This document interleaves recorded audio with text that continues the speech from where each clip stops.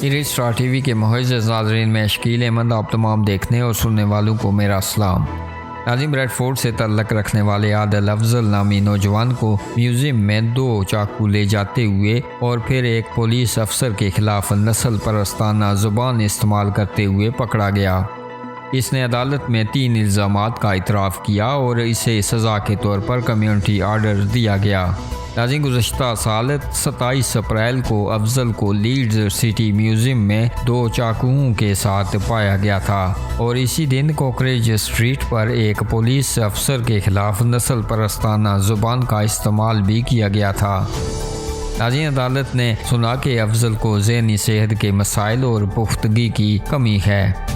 यही वजह है कि जेल की सज़ा के मुतबादल के तौर पर कम्युनिटी आर्डर दिया गया।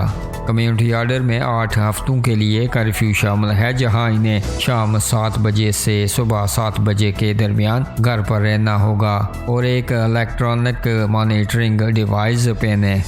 इन्हें 10 जनवरी 2024 तक बहाली की सरगर्मियों की 30 ज़रूरियात भी पूरी करनी होंगी और 199 पाउंड का जुर्माना भी अदा करना होगा।